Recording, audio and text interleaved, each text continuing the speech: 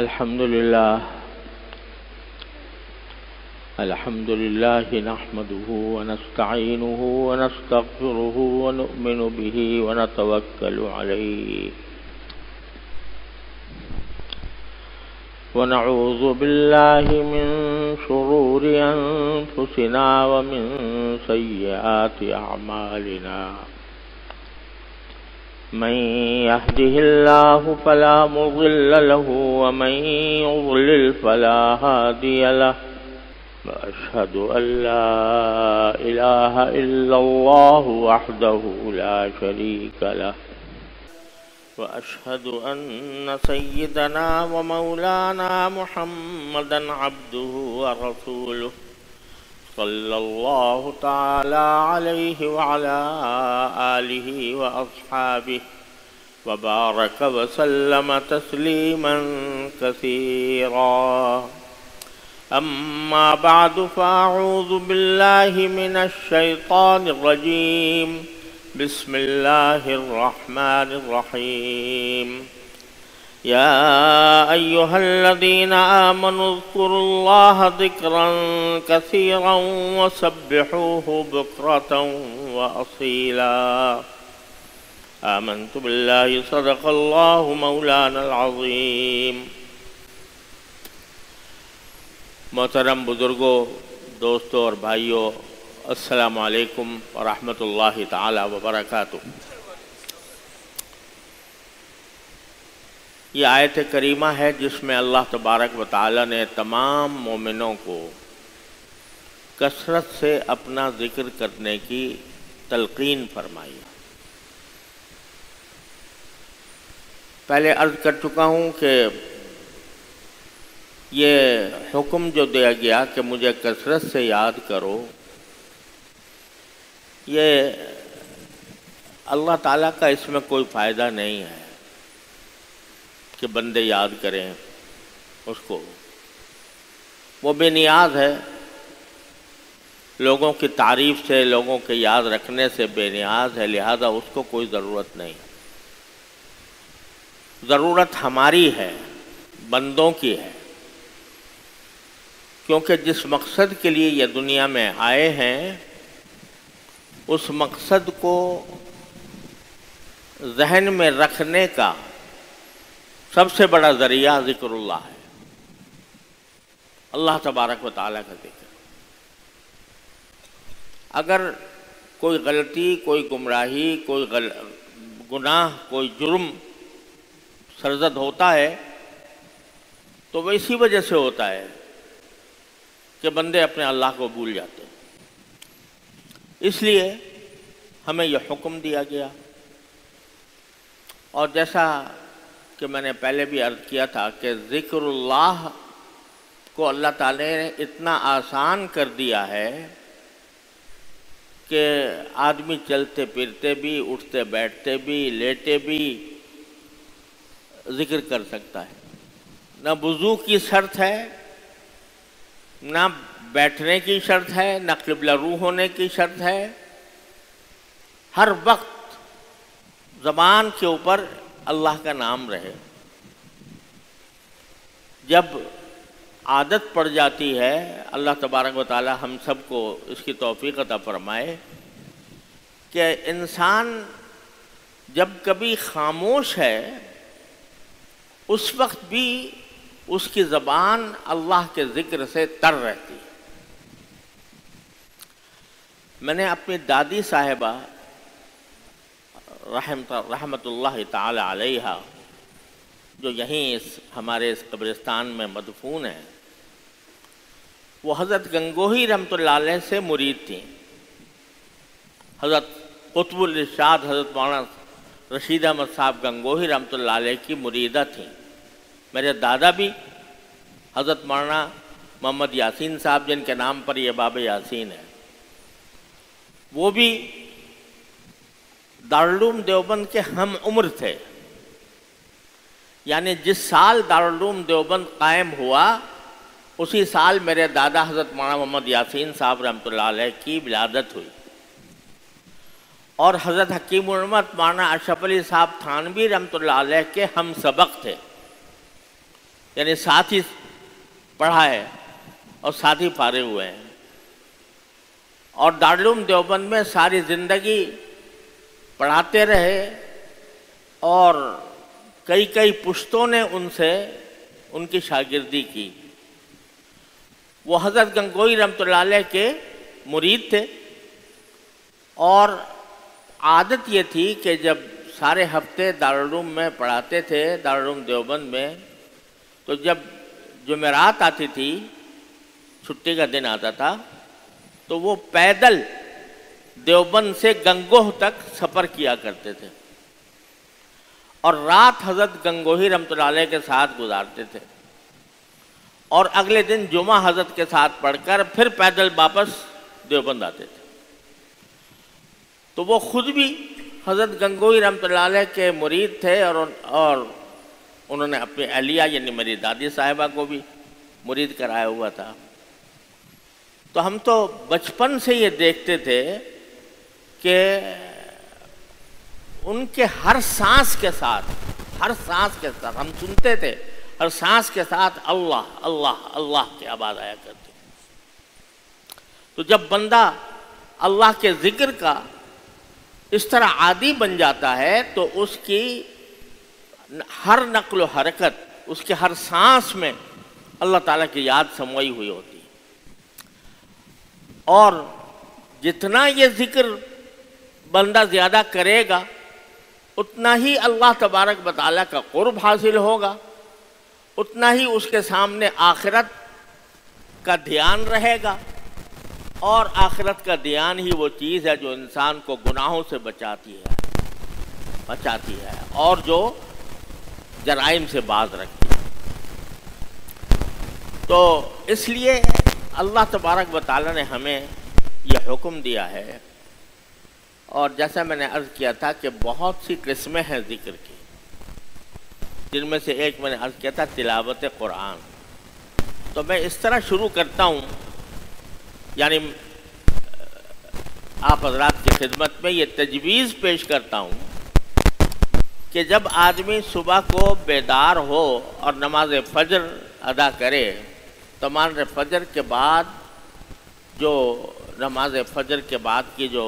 دعائیں، نماز کی جو دعائیں ہیں وہ تو اپنی جگہ پر پڑھے، اور تسبیحات جو ہیں سبحان اللہ 33 مرتبہ اور الحمدللہ 33 مرتبہ اور اللہ اکبر 34 مرتبہ پڑھے اور دعا کرے جو کچھ۔ جب نماز سے فارغ ہو جائے تو پھر چند چیزوں کا اہتمام اور التزام کر لے، جس میں مشکل سے 15-20 منٹ ہی خرچ ہوں گے، اس سے زیادہ شاید زیادہ اللہ تعالیٰ توفیق دے تو اور زیادہ اچھا ہے، لیکن 20-25 منٹ سے زیادہ کا کام نہیں ہے۔ سب سے پہلے تو میں نے عرض کیا تھا کہ تلاوت قرآن کریم، قرآن کریم کی تلاوت یہ ہر بندہ اپنے ذمے لازم کر لے کہ جب تک میں قرآن کریم کی کچھ تھوڑی بہت تلاوت نہیں کر لوں گا دنیا کے کسی کام میں نہیں لگوں گا۔ اچھا تو یہ ہے کہ پارہ کم از کم روزانہ ہو جائے، نہیں وہ آدھا پارہ، پاؤ پارہ، بہت مشغول آدمی ہے تو چاہے ایک رکوع پڑھ لیں، لیکن تلاوت کے بغیر کوئی دن خالی نہ جائے۔ پچھلی مرتبہ میں عرض کر چکا ہوں تلاوت کے کیا فضائل ہیں اور اس کے اوپر کیا اجر و ثواب ہے اور اس کے کیا فوائد ہیں۔ دوسرے نمبر پر کچھ تھوڑا سا ذکر تلاوت کے علاوہ وہ یہ ہے کہ اگر 3 چیزوں کا کم از کم التزام کر لے بندہ، کہ ایک تسبیح تیسرے کلمے کی، سبحان اللہ والحمد للہ ولا الہ الا اللہ واللہ اکبر ولا حول ولا قوة الا باللہ العلی العظیم، یہ تیسرا کلمہ ہے نا،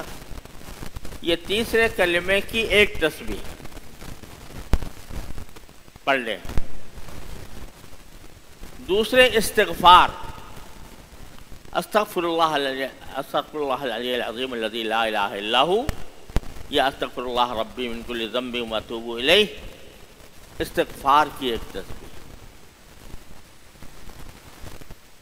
آپ نبی کریم سرور عالم صلی اللہ علیہ وسلم سے حدیث میں مروی ہے کہ آپ نے فرمایا کہ میں 70 مرتبہ استغفار کرتا ہوں روزانہ۔ 70 کا لفظ اسی حقیقی عدد کے لیے بھی ہو سکتا ہے اور تکثیر کے لیے بھی ہو سکتا ہے۔ اب آپ اندازہ کیجئے کہ رسول کریم سرور عالم صلی اللہ علیہ وسلم کو اللہ تبارک و تعالی نے اول تو معصوم بنایا تھا، آپ سے کسی گناہ کے سرزد ہونے کا کوئی احتمال ہی نہیں، اللہ نے معصوم بنا دیا، کبھی گناہ سرزد ہوا ہی نہیں۔ لیکن اللہ تبارک و تعالیٰ نے یہ اعلان فرما دیا کہ اگر کبھی ہو جائے تم سے کوئی غلطی تو قد غفر لک اللہ ما تقدم من ذنبک وما تأخر، تمہارے اگلے پچھلے سارے گناہوں کو اللہ نے پہلے ہی معاف کر دیا۔ یعنی اول تو گناہ ہو نہیں سکتا، لیکن جو بڑے لوگ ہوتے ہیں جن کا مرتبہ بڑا ہوتا ہے تو بعض اوقات ان کی چھوٹی چھوٹی گزاشتوں کو بھی وہ اپنے لیے گناہ سمجھتے، بلکہ علماء کرام نے لکھا ہے کہ نبی کریم سرور عالم صلی اللہ علیہ وسلم ہر آن ترقی کا فرماتے تھے، درجات میں آپ کے ہر آن ترقی ہو رہی ہوتی تھی۔ آج ایک درجہ ہے، بڑا عالی شان درجہ ہے، لیکن اگلے دن مثلا اس سے اعلیٰ درجہ حاصل ہوتا تھا، اس سے اگلے دن اس سے اعلیٰ درجہ، اس سے اگلے دن اور سے اعلیٰ درجہ۔ تو جب اعلیٰ درجے پر آپ پہنچتے تو اپنے پچھلے درجے کو اپنے لیے گناہ سمجھتے تھے کہ بھئی یہ تو میں نیچے والے درجے میں تھا، یہ میرے لیے میری غلطی تھی، میرا گناہ تھا، اس کو گناہ سمجھ لیتے تھے۔ تو حسنات الابرار سیئات المقربین، یعنی نیک لوگوں کی جو اچھائیاں ہوتی ہیں وہ مقرب لوگوں ان کو اپنے لیے برائی سمجھتے ہیں۔ مثلا نیک لوگ جو ہیں وہ فرائض پر اکتفا، فرائض واجبات پر اکتفا کر لی، انہوں نے سنتیں پڑھ لی، نفلیں کوئی نہیں پڑھی، تو نیک تو ہیں، اس لیے کہ فرائض ادا کر لیے، واجبات ادا کر لیے، سنتیں ادا کر لی مؤکدہ، نفلیں نہیں پڑھی کبھی، یہ نیک لوگوں کے۔ تو جو مقرب لوگ ہیں وہ اس کو اپنے لیے برائی سمجھتے ہیں کہ صرف فرائض واجبات اور سنتوں میں اکتفا کریں، نفلیں نہ پڑھیں۔ تو حسنات الابرار سیئات المقربین۔ تو نبی کریم سرور عالم صلی اللہ علیہ وسلم ویسے تو معصوم تھے تمام خطاؤں سے، لیکن جو اپنے نبوت کے اعلیٰ شان کے مطابق جس کو یہ سمجھتے کہ مجھ سے کوتاہی ہوئی، اس پر استغفار فرماتے تھے۔ تو ہم جیسے لوگ جو صبح شام پتہ نہیں کتنے گناہوں میں، کتنے آفتوں میں گرفتار رہتے ہیں، ہمارے لیے تو استغفار ایک لازمی چیز ہے۔ تو اس لیے کہتا ہوں کہ ایک تسبیح ہوئی، تیسرے کلمے کی سبحان اللہ والحمد للہ ولا الہ الا اللہ واللہ اکبر ولا حول ولا قوت الا باللہ العلی العظیم۔ ایک تسبیح ہوئی استغفار کی، استغفر اللہ العلی العظیم الذی لا الہ الا ہو، استغفر اللہ ربی من کل ذنب واتوب الیہ۔ دونوں میں سے کوئی ایک کر لے یا دونوں کر لے، ایک تسبیح اس کی۔ اور ایک تسبیح درود شریف کی، اللہم صلی علی سیدنا محمد وعلی آل سیدنا محمد کما صلیت علی ابراہیم وعلی آل ابراہیم انک حمید مجید۔ سب سے افضل درود یہ ہے جو ہم اتحیات میں پڑھتے ہیں۔ یوں تو درود کے بہت سے صیغے ہیں اور علماء کرام نے درود شریف کی صیغے یعنی درود شریف کے مختلف کلمات جمع کیے ہیں اپنی کتابوں میں، لیکن اس پر اتفاق ہے کہ سارے صیغوں میں سب سے افضل صیغہ درود شریف کا وہ ہے جو ہم نماز میں اتحیات میں پڑھتے ہیں۔ تو یہ درود شریف، یہ 3 تسبیحیں ہو گئیں، ان کا اہتمام کر لیں۔ اور چوتھی بات یہ کہ اس وقت اللہ تبارک و تعالیٰ کی بارگاہ میں یہ عرض معروض کرے، یہ دعا کرے کہ یا اللہ آج کا دن شروع ہو رہا ہے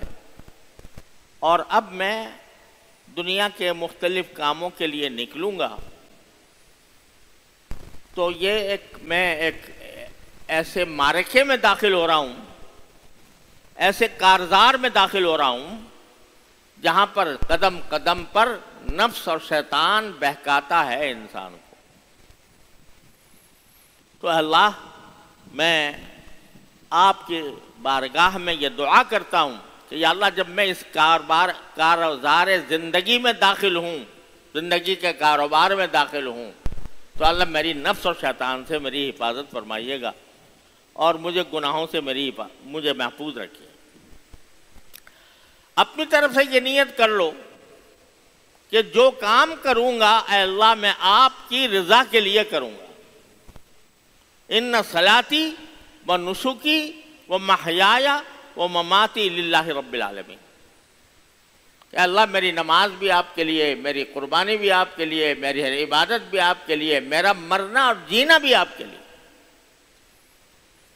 یہ نیت کر لو اور یہ سمجھو کہ بھئی اب روزی کمانے جاؤں گا تو وہ بھی اللہ کے حکم کی وجہ سے جاؤں گا، نبی کریم سرور دو عالم صلی اللہ علیہ وسلم کی سنت کی اتباع میں جاؤں گا، اپنے گھر والوں سے ملوں گا تو وہ بھی آپ کی سنت کی اتباع میں ملوں گا،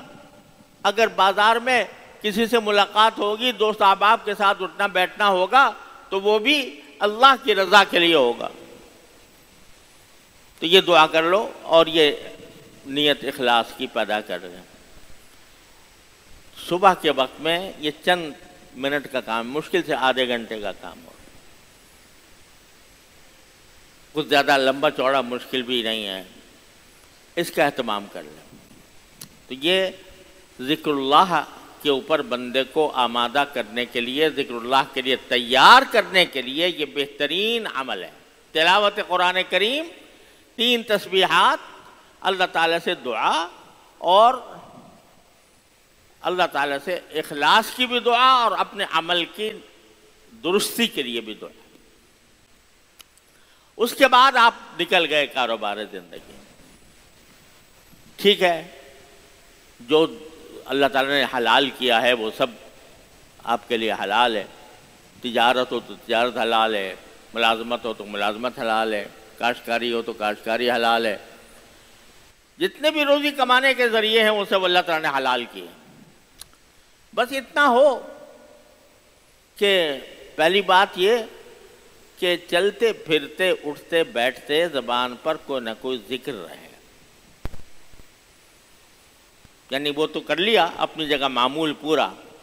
لیکن معمول کے پورا کرنے کے بعد بھی چلتے پھرتے اٹھتے بیٹھتے زبان پر کوئی ذکر ہو، سبحان اللہ، الحمدللہ، لا الہ الا اللہ، اللہ اکبر، ان کلمات میں سے، یا درود شریف، بس جو بھی زبان پر آ جائے وہ زبان اس سے تر رہے، چلتے پھرتے اٹھتے بیٹھتے۔ دیکھو اسی کو قرآن کریم نے اولو الالباب کہا ہے، یعنی وہ لوگ ہیں جو صحیح معنی میں عقل رکھتے ہیں۔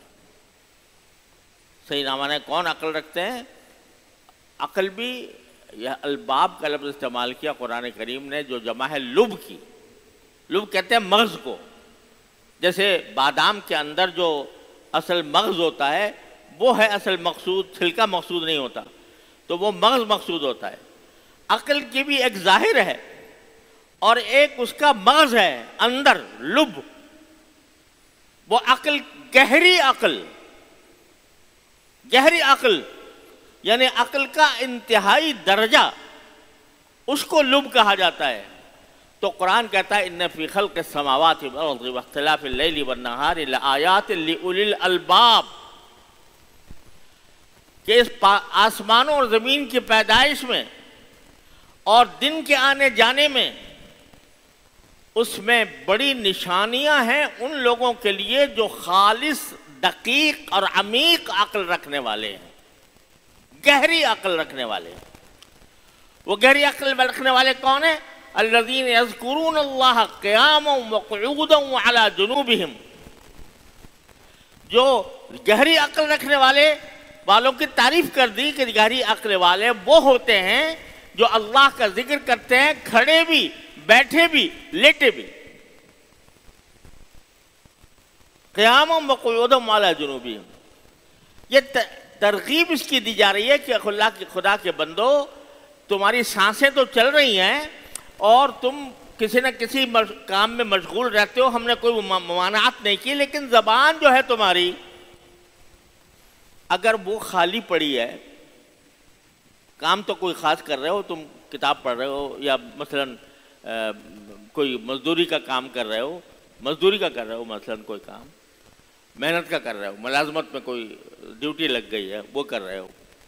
خیر ٹھیک ہے، تمہارا سارا جسم اس کام کے اندر مشغول ہے، ہونے دو، جائز ہے تمہارے لیے، لیکن زبان تو خالی پڑی ہے نا،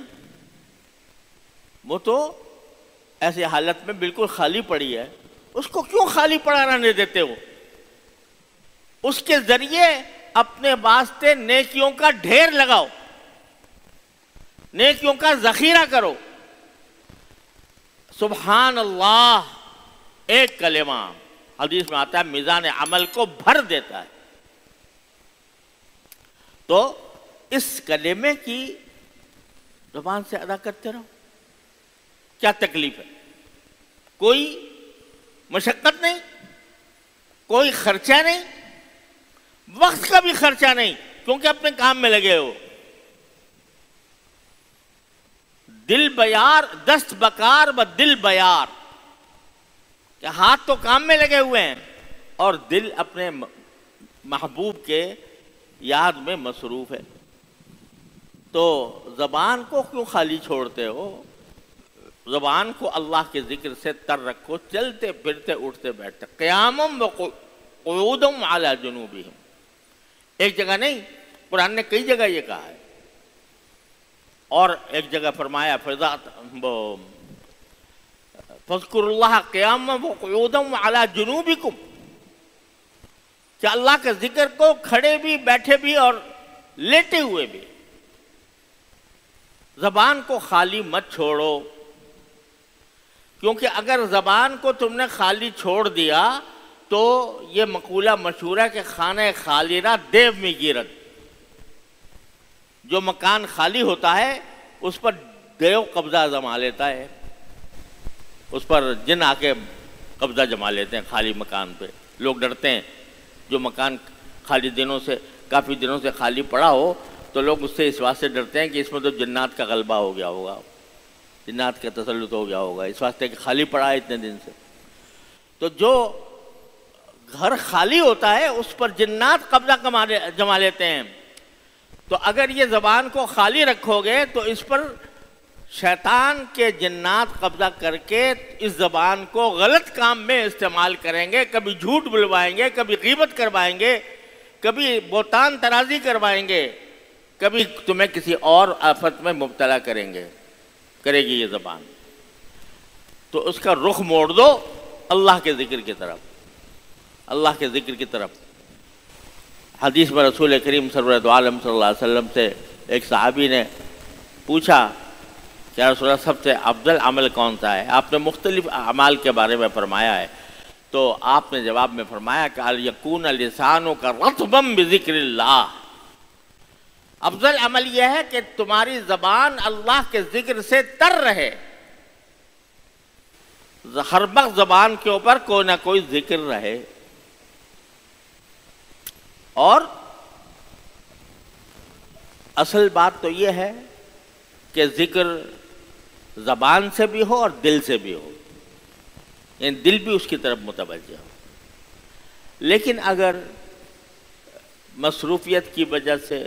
افکار کی وجہ سے، مشغولیات کی وجہ سے آدمی کا دل اپنے کچھ کام میں لگا ہوا ہے، وہ کام کی طرف متوجہ ہے اور صرف زبان ہی ذکر کر رہی ہے،